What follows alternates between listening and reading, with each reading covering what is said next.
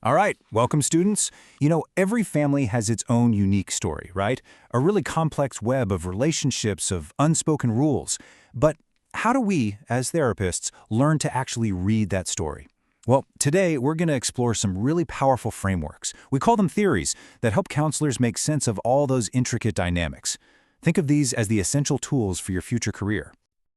So here's our roadmap for today. We're going to start with what these theories really are. Then we'll dive deep into three very different perspectives. I like to call them the blueprint, the critical eye, and the wide-angle view. And finally, we'll see how you can bring them all together to build an absolutely essential counseling toolkit. Okay, so let's get into it. Before you can ever hope to help a family, you first have to understand it. Really understand it. And that's exactly where these theories come in. They give us the frameworks we need to make sense of what might look like chaos and to start seeing the patterns within. It all really starts with this fundamental question. What is a family, anyway? It's so much more than just a bunch of people living under one roof. It's a complex, living system. It has its own rules, its own roles, its own momentum. And figuring out how to understand it as a system, well, that's the core challenge that these theories are designed to solve. The best way to think about these theories is to imagine they're like different lenses for a camera. Each lens gives you a totally unique perspective. It changes the focus, the depth of field. It allows you to see a family's problems in their story in distinct, really revealing layers. So our first lens is a real classic. It's called structural functionalism. I just call it the blueprint. This theory basically views the family as this perfectly designed machine where every single part has a very specific, crucial function that's meant to keep society stable and running smoothly. This simple question from a 3-year-old, Sonia, to her mother, it perfectly highlights the core idea of this theory. See, in Sonia's world, her mother has an expected role, a predefined function. She's the caretaker. And when that role is challenged by her mother going to an office, it creates this disturbance in her understanding of how the family machine is supposed to work. Now, this model here from the sociologist Talcott Parsons shows us that families, well, they don't exist in a vacuum. They operate inside this larger social world that's made up of 3 key systems. You've got the cultural system, which is all our shared beliefs, the social system, things like schools and workplaces, and the individual personality system. And according to Parsons, these systems together dictate how a family should function to maintain social balance. And this chart, this breaks down that blueprint to the micro level, right down to the traditional nuclear family. According to this model, the father's role is what they call instrumental. He's the task-oriented one, the provider, the link to the outside world. The mother's role, on the other hand, is expressive.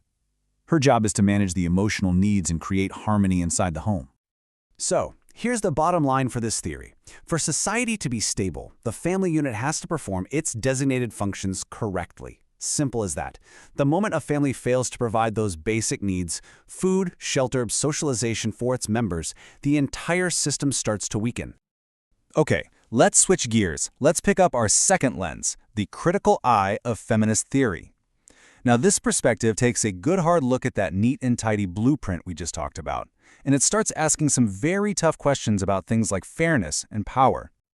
Just listen to this conversation between 2 old friends, Prachi and Poonam. It reveals 2 completely different realities for women. One felt she had no choice but to give up her career for her daughter, while the other had the resources to hire help and continue hers.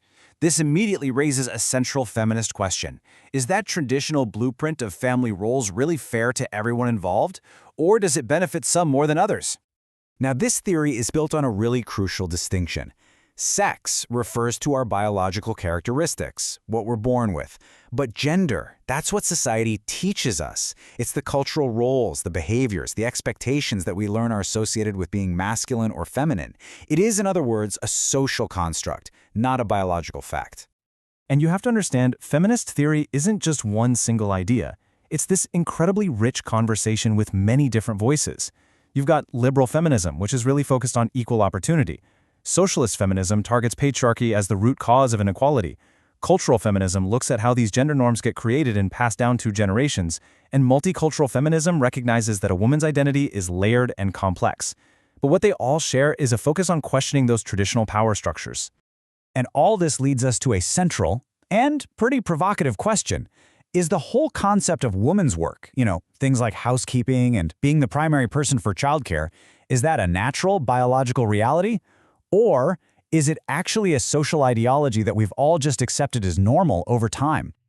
All right, our third and final lens zooms all the way out. I call this the wide-angle view. Bioecological theory shows us that no family exists in a bubble. It's constantly interacting with and being shaped by all the different layers of the world around it. This conflict right here between Rahul and his mother is a perfect illustration of this theory in action. Rahul wants to help his tired wife Reena. That's a personal choice being made within his marriage. But his mother's belief that household tasks are not meant for you, well, that reflects the expectations of her wider social and generational environment. It's a clash between two different systems. At the very heart of this theory is this diagram, Urie Bronfenbrenner's ecological model. It helps us visualize the individual and their family right at the center, surrounded by these multiple, nested layers of influence, almost like the layers of an onion, from their immediate relationships all the way out to broad cultural values. Let's break these 5 levels down really quick.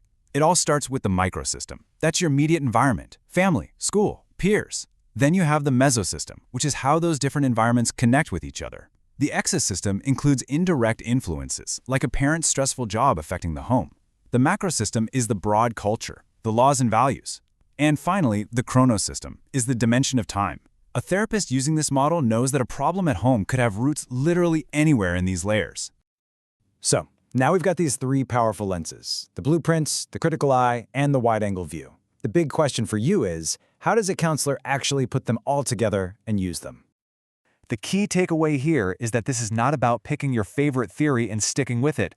No way. An effective counselor learns how to combine all 3 lenses, to switch between them, to get a complete 360-degree view of what's happening with a family. Each lens is going to reveal something that the others might miss. So think of this as your diagnostic checklist. When a new family comes to you, the blueprint lens has you asking, okay, what are the roles here, and is the system functioning? Then, the critical lens pushes you to ask, but are those roles actually fair? And finally, the wide-angle lens makes you ask, what outside factors are at play here? Asking all 3 prevents you from missing the real root of the problem. So I'm going to leave you with this to think about. When a family walks through your door and they're asking for help, which of these lenses do you think you would instinctively reach for first? Your answer might reveal a lot about how you see the world and where you'd begin to look for solutions. Think about it.